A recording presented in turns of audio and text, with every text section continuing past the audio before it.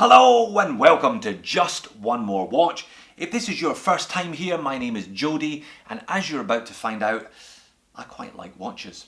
If you also quite like watches, perhaps you should subscribe to the channel by hitting the relevant button on your chosen device. So, State of the Collection 2018 then. I've really been looking forward to making this video. I bought a new watch box for about half of my collection a few months ago, and I started thinning out in anticipation of today's vid. I'm still going to show you 21 watches in total. A ridiculous number, I grant you, but would you trust a YouTube watch guy that only had 3 or 4 pieces? I don't think so. So just like last year, I'm going to do it wrist shot style, rattling through them in fairly short order. Now I'm going to start with my lower end pieces and then have the cheeky luxury Swiss items right at the back end, but there's plenty of interest in between, and just because they're cheap doesn't mean to say that I don't love them. And do stick around at the end as I'm going to discuss my aims and aspirations for 2019. Alright, let's flip the camera and have a look at these watches. Well, let's start appropriately enough at the beginning. This little Casio really does represent the beginning of my horological journey. My dad made sure that I could read an analog clock face, and then I was straight into Casio digitals. It was the 1980s after all. Now this looks like a Casio F91W, but it isn't. It's a W10. I bought it last year, new old stock from 1986. This was the Casio that I used to wear in 1986. Unfortunately, the original is long gone, and I paid far too much money for this one. I paid about $100 for this. I thought, I'm not going to get the chance to buy a new old stock one of these all that often, if ever again.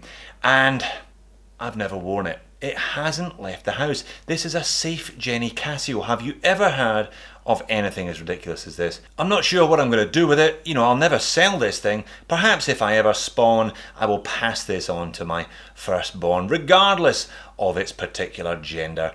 But just a cracker, delighted to be able to pick up one of these, and yep, it represents the very beginning. And a very appropriate watch to start today's State of the Collection on therefore. Now, one watch that does see rather more action than the W10 is this one. It sees a disproportionate amount of wrist time. This is a Casio A158. It's the F91W's stainless steel braceleted brother. Costs less than $20 and I just love it. Now, these little watches have always been quite fashionable with the kind of hipster trendies.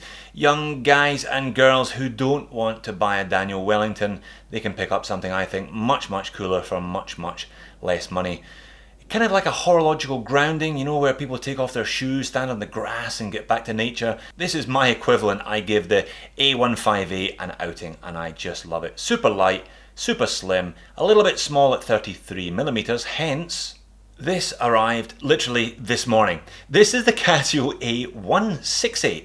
Now, it is ostensibly very similar looking to the A158, but it's a little bit larger and it has an electroluminescent backlight, proudly advertised in gaudy primary colours on the dial there. This one a little bit chunkier, a little bit thicker as well as broader, and it's got a slightly different look to the bracelet. Really looking forward to wearing this one out and about in Sydney over the coming weeks and months. Perhaps it will displace the A158 in my collection. Next, we're into the Noah's Ark section of my collection. It will become obvious why in just a second. This is my favourite of the current Casio calculators, the DBC32. You can buy one of these on the resin for less than $30. This one on the stainless steel bracelet is a little more than that. It should be noted these aren't stainless steel. It is just a kind of painted looking plastic, so it will wear and tarnish, but this one isn't doing too badly. I bought this in Singapore in 2007, so I've had this one for well over 10 years. Put a new battery in it, I think about 2 years ago, and it runs very nicely indeed. When I want to get my nerd on, I wear this. Or this. Yes, I've got 2 of them. I also picked up the resin version as well, even cheaper. How can you resist these Casios? They're just so economically viable. 22mm lug width, so I've done all kinds of things. I've had this one on a kind of luxury leather strap. I had the metal one on a Milanese. You can play around with them as well, but they actually wear remarkably well. Nice curvature to that case. Just love these little Casios. And you can't be a true Casio lover without one of these lurking in a box somewhere. It's the AE1200, aka the Casio Royale. This one currently set to London time because I wore it on holiday when I was in the UK a couple of weeks ago. I've said it before, I'll say it again, this is arguably the world's best value watch. These are still available for less than 20 US, 100 meters water resistance, 2 decent LEDs in the corner, a whole bunch of timers, alarms, stopwatch, all of which has been completely superseded by your mobile phone, I grant you, but that's not really the point. Now 40mm in diameter, but super light, I think they wear pretty nice. Wear quite comfortably. The resin one is my choice for these. I think it wears much better than its stainless steel brother. But of course that doesn't stop me owning a stainless steel one, does it? I occasionally wear this one at work with a suit, enjoying it very much. And they're still coming in 2 by 2, my Chinese specials. This is my current favourite Chinese special and the only one that remains in my collection. This is the Caterson C 1032. Just look at this thing. It does not look like a $50 watch at all, does it? Popped it on this vintage leather strap, kind of offsets that silver sunburst dial, but just a lovely watch. Seiko NH36 movement, Dauphine hands. I think they got this one just right, 40mm diameter.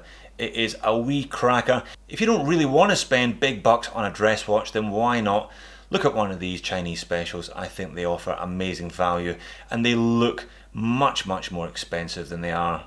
And I couldn't help myself. This one was $35 US on 1111, so I picked up the black dialed version as well.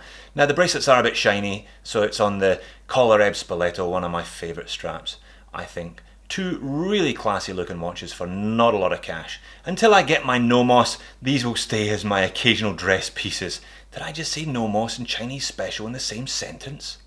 Next up, Vostok Amphibia. Now I had a great afternoon modding this one. Hasn't always looked like this. Last year it looked like this.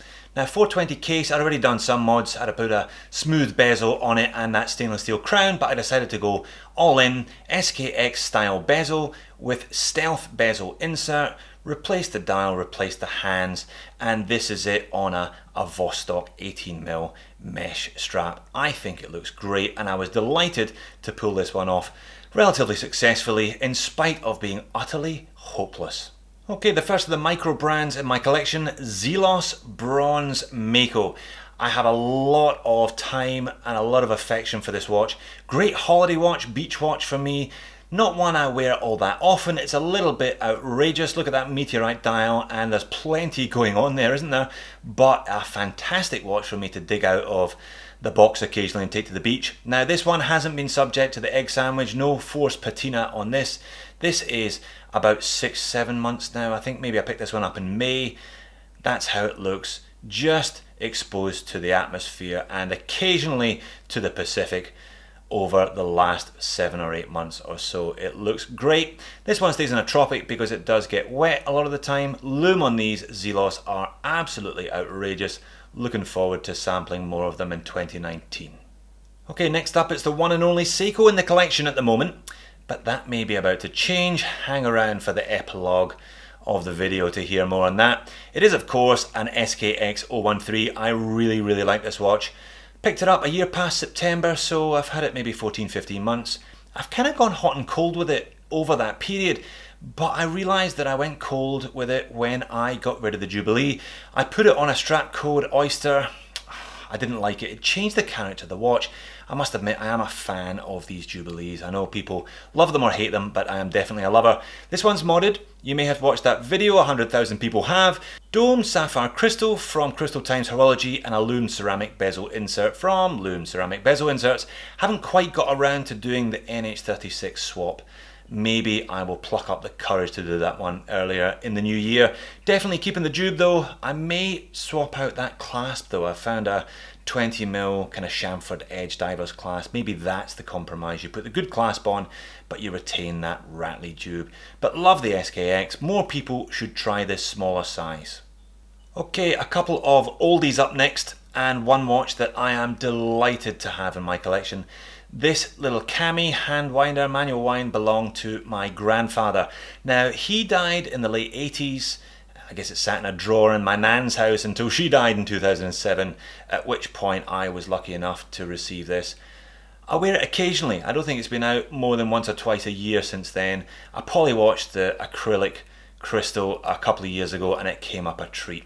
Probably could do with a service, this one, but just fantastic for me to have this watch. I know absolutely nothing about it, so if anyone can kind of date this one or even tell me what model it is, I would be much appreciative of that. But fantastic to have watches like this in my collection, stuff that I can pass on to somebody in due course. Omega Genève Dynamique, or why I don't buy vintage watches. Now, this was an itch that I felt I really had to scratch. There'd been one of these in the family for a while, but I didn't get it. It went elsewhere, and I've always had a hankering for it. It is just a stunning watch. Now, I picked this one up mid-year from a subscriber of the channel. I saw he had it on Instagram, and I said, oh, if you ever want to sell it, let me know. Now, this is not a slight on him. It was sold in good faith and bought in good faith, and I do not bear a grudge. But it arrived, I put it on, and I was like, oh, that's an aftermarket bracelet. I should have picked it up. I should have spotted it, and it doesn't wear particularly comfortably. There's a few sharp edges. Now, it was running perfectly. It was keeping about -10. Now, for a watch that's 40 years old, an auto that's 40 years old, that's pretty sensational. I loaned it to a friend and it came back running massively fast. It's the classic vintage watches. They last for 2 weeks and then they break on you. So I'm not really sure what I'm going to do with this one. If I take it into Omega, they will probably ask for one of my kidneys. I think there's probably future in this one. I think the movement, if it can be fixed, is good, and the dial is original. Oh, let's see where this one goes over the next 12 months. But the Dynamique did teach me a valuable lesson, and that's that I should probably stick to new vintage, new retro. Hence the addition of the Stratton Special to the collection a couple of months ago. Now, some of you are drooling, some of you have just been sick in your mouths a little bit. Strattons do tend to polarize. You either kind of love these things or you hate them, but I'm a lover. Big 1970s TV style case. Value 7750, it sits enormously high, it's about 16mm thick, but I love the racing strap, I love that brown and orange, and I love the glass. The glass on this is definitely one of the nicest pieces of sapphire that I've seen on a watch, and it's got that classic Valjoux wobble. You can feel and hear the thing wobbling away on your wrist, but this one, I forgive it most things. Now we have two vintage Omegas that I have had a much more happy relationship with and a much longer relationship with than the Dynamique. This little quartz piece, I think is a 34mm. It's the smallest piece that I have in my collection, same size as my granddad's cami. I think this is a 1982, 1983. I've had it since about 1992. This was the one I used to roll with it at school thinking that I was a G. I was not a G, but just a fantastic little watch. You know, quartz meaning it's super slim. If this had been an auto, it's unlikely to have lasted this long. I'm always amazed that I didn't swap it or sell it or drop it or lose it or do something stupid with it when I was a teenager. But it survived this long and it's got plenty more years in it, I'm sure. Another watch that I doubt very much would have survived if it had been autos, it's my Seamaster 200. Now this is a 1988. I bought it in phenomenal condition in 2000. Didn't pay an awful lot. Omegas weren't that expensive then. I paid 250 quid from Watches of Switzerland in the Argyle Arcade. It was my 25th birthday present. Now this one survived between 25 and 35. Again, incredible that it did. There's a couple of broken ribs scratched into that bezel, but the rest of the watch is fully functional, missing the Omega sticker down there as well. Now the battery in this one died a couple of days ago. Always the way with quartz watches, that's the one downside to them. But this one, again, going nowhere. This will be here forever. Just a fantastic watch to wear. 39mm, super slim, super light on the wrist, super comfortable as well with that integrated bracelet. An appreciating classic, one might say. I do not own and cannot afford to buy a Rolex Submariner, but I do have a Jeanneau Ocean Rover, arguably the next best thing. Now my no-date Ocean Rover was my big purchase of 2017, really helped me launch this channel as well. I made a number of videos about it back then. I sold that one to a friend and picked up this, which is a slightly different flat glass Cyclops date version. I thought I was doing well, but I'm not all that enamored by the Cyclops. I mean, look, you can hardly see what the date is. No AR coating on the Cyclops, it's just about useless. Which is a shame because it is such a nice watch. I've got a subby in the house. I'm going to do a direct comparison between those two watches coming up in a couple of weeks. So from 2017's big watch purchase to 2018's big watch purchase, this one, Oris 65 40mm Deauville dial, and I just love it. I actually bought a second-hand blue-black one in February, found this one half price on the high street, sold the blue-black one, bought this one for $100 more, and I have been delighted with it. Really, really enjoying this watch. Kind of similar to that pre-born Seamaster in a lot of ways, in terms of the shape, the dimensions, taper on the bracelet, and the weight as well. Really very comfortable watch to wear every day. Not a dollar dazzler in terms of the specs. It's an unregulated Sellita. You can hear it, it's a little bit noisy, only 100 meters of water resistance as well, but just a fantastic watch, more than the sum of its parts, this one. Delighted that I bought this one in 2018.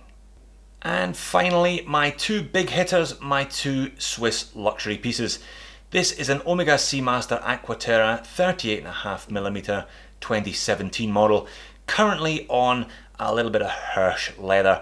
Now, the original Omega leather strap was going to cost me an arm and a leg, so I bought this Hirsch one, tapers from 19 to 18, and I got a Speedmaster buckle. The Omega one tapered down to 16. I thought that might look a little bit dainty, a little bit delicate, but such a stunning watch to look at. So beautifully detailed on the dial, and the glass, there's so much AR coating on that dial, the glass looks invisible half the time.